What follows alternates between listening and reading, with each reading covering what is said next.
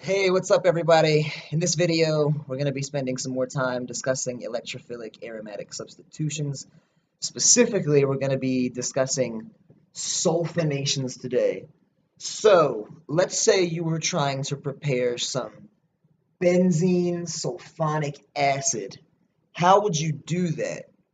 Well, one way you could do that is if you had some benzene lying around, some sulfur trioxide, and some H2SO4.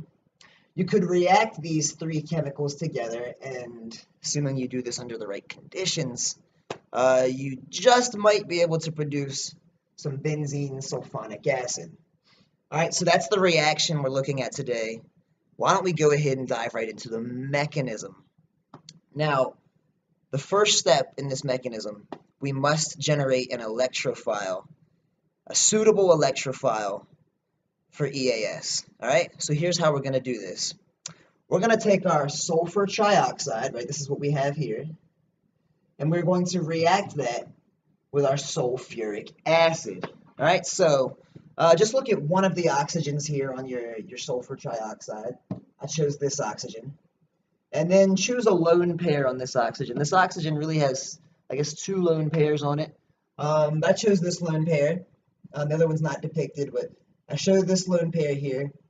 This lone pair is actually going to deprotonate your sulfuric acid, right? So this lone pair on this oxygen is going to reach out and grab that hydrogen on your sulfuric acid.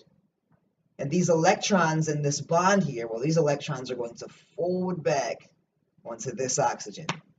All right, so as a result of this process here, this step, we're going to generate these two chemical agents. We're going to generate some hydrogen sulfate, right? This is bisulfate. And then we're going to generate this protonated form of sulfur trioxide. Now notice both of these species that we generated have charges associated with them, right? So when the sulfuric acid gets deprotonated, we get this negatively charged conjugate base. We get this negatively charged bisulfate ion. We also get this positively charged protonated form of sulfur trioxide. All right, so notice that this oxygen here has a positive charge associated with it. Now, this protonated sulfur trioxide can actually resonate, right? So if you look over here, we have a sigma bond and a pi bond here. So these pi electrons, they're going to flow back up onto the oxygen. So now this oxygen only has a sigma bond. And notice when this resonance occurs, the positive charge is now going to be situated on that central sulfur atom. So this species here is going to serve as our electrophile, right? So we've generated an electrophile that's suitable for electrophilic aromatic substitution. And now benzene is going to come by and react with that electrophile. So, as usual, we have benzene with a hydrogen drawn in. So some pi electrons in this aromatic system, they're going to reach out and grab that sulfur atom, right? So we have something aromatic reacting with an electrophile, and that's going to give us something that is not aromatic. It's going to give us this arenium sort of ion that's characteristic of various electrophilic aromatic substitution type reactions. All right, so we had aromatic ring react with electrophile. Our electrophile is now attached to the carbon, and that carbon has a hydrogen on it. We always draw in that hydrogen, right? Because we're about to deprotonate that hydrogen so that we can restore aromaticity. So remember this species here, that hydrogen sulfate, that bisulfate that we generated earlier? So it's going to come by, and it's going to remove the hydrogen connected to the carbon, connected to our electrophile, right? So hydrogen sulfate is going to come by, deprotonate. The electrons in this bond here, the electrons in this hydrogen-carbon bond, they're going to flow back into the ring system. And that's going to regenerate aromaticity, right? So we had something that was aromatic. it reached out and grabbed an electrophile, and that put a formal positive charge in our ring system.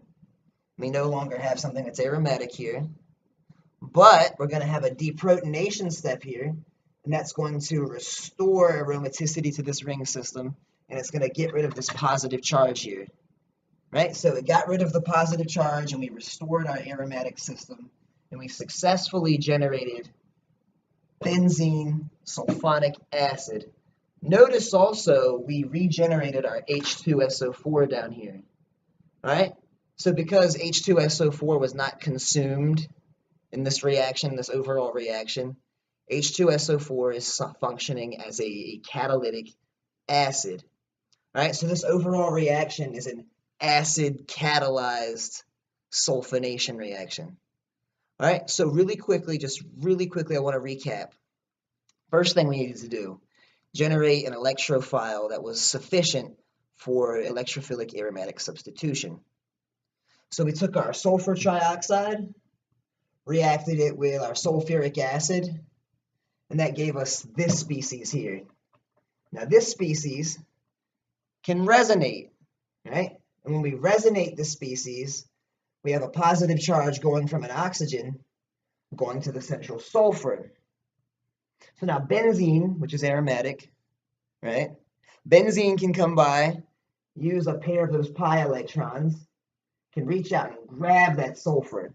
So now we have a carbon-sulfur bond. But in the process of these two agents reacting with one another, we break aromaticity. Now, in order to restore aromaticity, we have to have a deprotonation step. And so that conjugate base of sulfuric acid, that hydrogen sulfate, it's going to come by, deprotonate the hydrogen connected to the carbon connected to our electrophile. It's going to deprotonate this hydrogen. These electrons here are going to flow back into the ring system. And as a result of this step, we are going to not only regenerate sulfuric acid down here, but we are also, and more importantly, going to generate benzene sulfonic acid. So there you have it, folks. Electrophilic aromatic substitutions. Today we were discussing sulfonations.